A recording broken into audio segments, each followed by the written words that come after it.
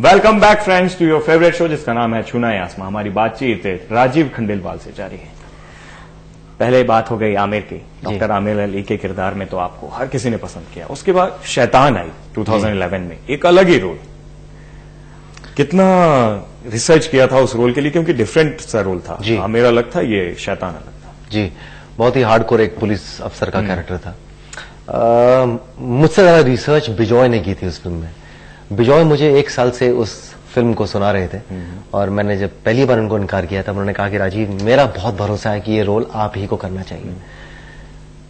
मैंने उसे कहा कि मैं करना चाहता हूं, लेकिन मुझे लगता नहीं है कि मेरे लिए बहुत कुछ है करने के लिए।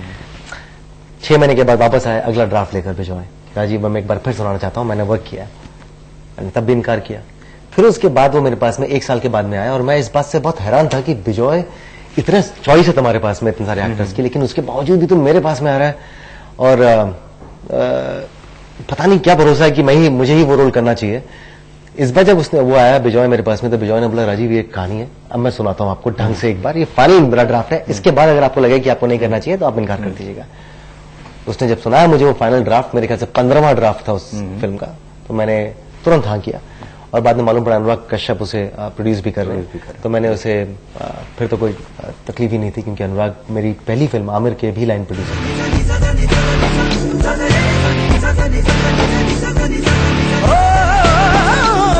मेरा दम निकला दम मेरी जान मेरे यार भाई तेरी यारी रे, आर पार हुआ तार तार मैं तार तार मैं तार तार मैं। एक्सपेरिमेंट्स बहुत करते हैं आप रोल में। अगर अगली फिल्म की बात करें, साउंड ट्रैक की, एक ऐसा डीजे, एक ऐसा म्यूजिक डायरेक्टर जो बहुत ज्यादा नशे की हालत में रहता है, अय्याशी करता है, और उसके बाद फिर उन्हीं सब वजह से आफ्टर इफेक्ट्स होते हैं कि वो सुन नहीं सकता।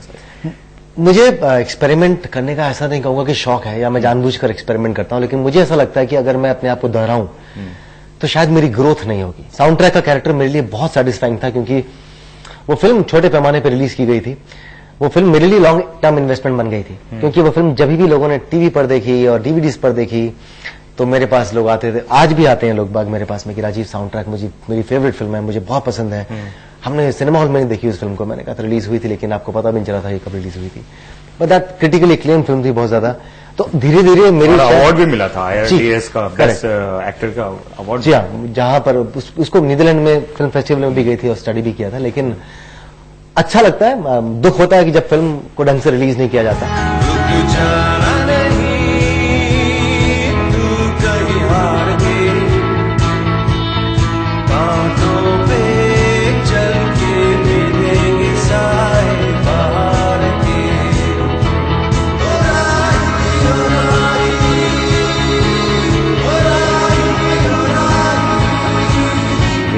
मेरी जैसे फिल्में जब आती हैं तो क्या स्क्रिप्ट सुनने या चुनने में गलती हो जाती है? नहीं, मैं गलती नहीं कहूंगा। विल यू मैरी मी को चुनने में गलती नहीं हुई थी, लोगों को परखने में गलती हो गई थी। मैं स्क्रिप्ट पढ़ता हूँ और स्क्रिप्ट मुझे लगता है कि बहुत अच्छी है, बहुत कमाल की है, बहुत एक्साइटिंग है, और मैं तुरंत हाँ कर देता हूँ। जब मैं बिना ये सोचे समझे अब नहीं करता हूँ, पहले मैं कर देता था कि अच्छी स्क्रिप्ट है, डायरेक्टर पर मुझे भरोसा है, तो फिल्म तो हम बना लेंगे। इस बात के बारे में कभी सोचा नहीं मैंने कि फिल्म को बनाने में सिर्फ डायरेक्टर और एक्टर का कंट्रीब्यूशन नहीं होता, एक टीम वर्क होता है जिसमें प्रोड्यूसर का भी उतना ही कंट्रीब्यूशन होता है। उस फिल्म जो स्क्रिप्ट लेवल पे थी बहुत इंटरेस्टिंग थी, तो जब मैंने वो सब चीजें सुनी थी तो मुझे लगा था कि आदित्य को मैं जानता था पहले से कि ये फिल्म अगर ढंग से बन गई तो एक और इंटरेस्टिंग फिल्म होगी मेरे लिए, क्योंकि मैं बहुत डिफरेंट कैरेक्टर प्ले कर रहा था। लेकिन जब हम शूटिंग पर उतरे तब समझ में आया कि प्रोड्यूसर ने ना तो रिसोर्सेज दी, बोला भाई साहब आप इसको एक रिजॉर्ट में शूट कर लीजिए, और बहुत कम लोगों को मालूम है कि एक्टर्स कॉन्ट्रैक्चुअली बाउंड होते हैं। हम एक कॉन्ट्रैक्ट साइन करते हैं प्रोड्यूसर के साथ में, जहां पर आप उस फिल्म को छोड़ नहीं सकते। तो धीरे धीरे करके उस फिल्म की जो हालत है वो बद से बदतर होती गई, और फिर वो फिल्म मेरे ख्याल से 1 साल में तो कंप्लीट हुई, जिसे मेरे ख्याल से 45 दिन में कंप्लीट होना था। फिर 1 साल तक डब्बे में पड़ी रही।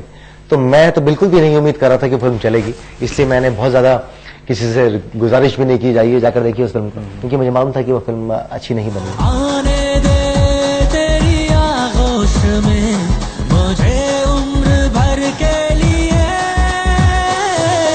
इश्क की मेरी सारी जन्नत तेरी बाहों में, तुझे मैं अब ले जाऊंगा, तुझे मैं अब ले जाऊंगा, तुझे मैं अब ले जाऊंगा, तुझे मैं अब ले जाऊंगा। टेबल नंबर 21 की बात करते हैं, अच्छे रिव्यूज मिल रहे हैं। परेश रावल जैसे एक्टर हैं, एक मजे हुए कलाकार हैं, उनके साथ काम करने का कैसा एक्सपीरियंस है? परेश जी के साथ जो तजुर्बा रहा वो मैं शायद जिंदगी भर याद रखूंगा, और मैं कोशिश करूंगा कि मुझे ऐसे तजुर्बे, और मैं पूरी कोशिश करूंगा कि मुझे ऐसे तजुर्बे बार बार मिले, क्योंकि वो एक ऐसे एक्टर हैं जो आपको कुछ सिखाते हैं, लेकिन एक्टिंग के बारे में नहीं कि देखो मैं ऐसे करता हूं तो तुम ऐसे कॉपी करो।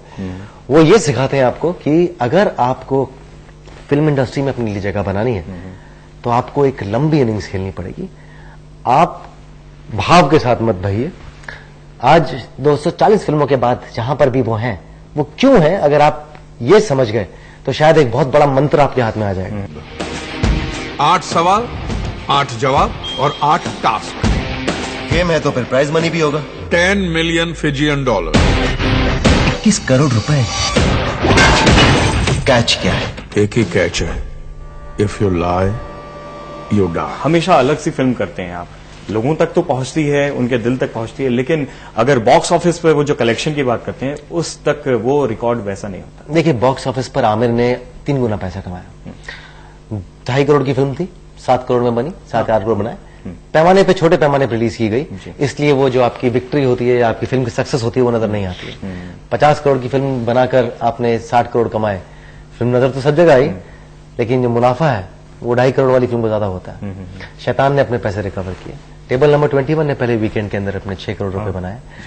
तो भले ही मेरी फिल्में बहुत, टेबल नंबर 21 शायद पहली फिल्म है जो इंटरनेशनल रिलीज थी। मेरी फिल्में जो थी, जितनी मैंने फिल्में की हैं, वो नीश ऑडियंस के लिए, या यूं कहिए कि प्रोड्यूसर्स को शुरू में इतना कन्विक्शन नहीं था कि इस तरह की फिल्में लोग देखना पसंद करेंगे या उसके बहुत सारे फॉलोअर्स होंगे। आमिर जब फिल्म रिलीज हुई थी तब मुझे लगा कि सारे शोज हाउसफुल जाते हैं, लेकिन फिर भी प्रोड्यूसर इसे बड़े पैमाने पर रिलीज क्यों नहीं करते। फिर समझ में आया कि जब आपकी रिकवरी 2 हफ्ते में रिलीज हो जाती है, तब आप नहीं चाहते हैं कि फिल्म को बड़े पैमाने पर रिलीज की जाए, क्योंकि आपकी इन्वेस्टमेंट उतनी नहीं थी। लोग चाहते हैं कि मैं बड़ी बड़ी फिल्में करूं, और जिन्हें हम टिपिकल फिल्में कहते हैं, अफसोसजनक मैं वो फिल्मों कभी नहीं करूंगा, या मैं नजर नहीं आऊंगा उन फिल्मों में जहां पर कंटेंट, जो कंटेंट ड्रिवन नहीं होती हैं, क्योंकि मैं शायद कर नहीं सकता हूं वो फिल्में जहां पर स्क्रिप्ट एक्टर से छोटी होती है। आपसे बात करें, सच का सामना एक्सक्लूड नहीं कर सकते, उसमें भी आपने कमाल किया, उसके बारे में कुछ? मैं ये कहूंगा कि मैं फॉर्चुनेट रहा हूं कि मैं जिन भी प्रोजेक्ट्स का हिस्सा रहा हूं, वो जो मेकर्स थे उन्होंने मुझे बहुत सपोर्ट किया। सच का सामना बहुत पॉपुलर हुआ, लोग मुझे बहुत तारीफें मिलती थी, और अभी भी लोग उसे याद करते हैं, मुझे बहुत तारीफें देते हैं। लेकिन हकीकत यह है कि उस शो में मैं जैसा भी था, या वो शो जैसा भी था, वो पूरा का पूरा सिद्धार्थ बसु का शो था। सिद्धार्थ बसु थे जो मुझे ट्यूटर करते थे, जो मुझे सिखाते थे, जो मेरे एटीट्यूड को मुझे मेरी वर्कशॉप में मुझे बोलते थे कि राजीव इस तरह से होना चाहिए, मैं चाहता हूं कि तुम बस राजीव रहो, तुम राजीव खंडेलवाल एक्टर नहीं रहो। तो आई थिंक जहां जहां पर पूरी टीम सपोर्ट करती है, वहां पर आपको सफलता मिलती है। कुर्सी सचमुच तोड़ देती है हमारे मन से लिपटी हुई बेड़ियों को। ये कुर्सी मार देती है, बर्बाद कर देती है हमारे झूठे अहंकार को। इस कुर्सी के सबसे करीब मैं रहता हूं, और मेरा मानना है ये कुर्सी शर्मिंदा नहीं करती, जिंदा करती है हमारे स्वाभिमान को। स्वागत है इंडिया, दुनिया के सबसे आसान और सबसे मुश्किल खेल में, जहां हम और आप मिलकर करेंगे सच का सामना। टीम वर्क की बात कर रहे हैं, टीवी पे आपकी टीम बहुत अच्छी बॉन्डिंग थी एकता कपूर के साथ। बाद में खबरें आती हैं कि आप लोग के बीच में कोई टशल हो गया या खटपट हो गई। देखिए, जब आप एक शो छोड़ते हैं तो जाहिर सी बात है कि बहुत स्पेकुलेशन होता है कि इनकी इक्वेशन जो है वो अपनी प्रोड्यूसर के साथ में अच्छी नहीं होगी, या प्रॉब्लम्स हो गई होंगी। और ये भी बहुत सच है, ये भी सच है कि जब आप कोई शो छोड़ते हैं एक पीक पर, तब तकलीफ प्रोड्यूसर को होती ही है, क्योंकि आप एक बना बनाया शो जहां पर आप उनके साथ अन्याय कर रहे हैं या सही नहीं है वो कर रहे हैं, लेकिन आपकी नजरों में सही होता है क्योंकि आपने अपने कॉन्ट्रैक्चुअल ऑब्लिगेशन पूरी कर दी होती है। तो कहीं ना कहीं डिफरेंस ऑफ ओपिनियन आता है। और पर मेरे ख्याल से हम सब इतने मैच्योर हैं कि कुछ समय के बाद हम सब उन डिफरेंसेस को भूल जाते हैं। तो मेरे किसी के साथ में कोई डिफरेंसेस नहीं है। पर्सनल और प्रोफेशनल बातें आपसे खूब हुई, अब आपके साथ खेलेंगे रैपिड फायर राउंड। शुरू करें जी। आप एक्टर न होते तो क्या होते हैं? शायद आर्मी ऑफिसर। टैलेंट या लक? टैलेंट। टीवी या फिल्म्स? दोनों। अवार्ड्स या दर्शकों की वाहवाही? दर्शकों की वाहवाही। आपकी जिंदगी पे अगर कोई गाना होगा तो कैसा? हूँ तुमसे मैं क्या कहूँ, है सच तो ये दोस्तों, आई एम द बेस्ट। क्या बात है, love your confidence. Favourite actor कौन है आपका? मिस्टर बच्चन। Favourite food? घर का खाना। बॉलीवुड को अगर एक लाइन में डिस्क्राइब करना हो तो क्या कहेंगे? ग्रोइंग। एक लाइन में बोला आपने? हाँ, एक लाइन में। अच्छा, ये एक ऐसी इंडस्ट्री है जो बहुत ही रैपिड स्पीड से ग्रो कर रही है और इसका फ्यूचर बहुत ही ब्राइट है। क्या बात। पर्सनल प्रोफेशनल बातें हुई, रैपिड फायर उम्दा हुआ आपके साथ। एट लास्ट इंटरव्यू का आखिर में हम खत्म करना चाहेंगे किसी आपकी फेवरेट लाइन से जो अपने दर्शकों को आप कहना चाहें। मुझसे अक्सर बहुत से लोग ऐसा पूछते हैं, यंगस्टर्स खासकर मेरे पास में आते हैं छोटे शहरों से, कि राजीव भाई हम आपकी जैसा बनना चाहते हैं, या आप हमें बताएं कि हम बॉम्बे में कैसे पहुंचे, मैं किसी को जानता नहीं हूं, मुझे कोई कांटेक्ट दें, वगैरह वगैरह।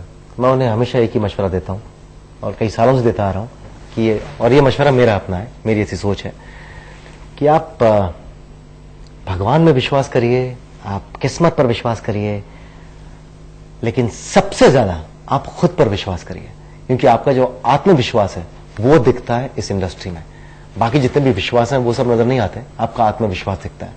So please believe in God, believe in luck, but most importantly believe in yourself.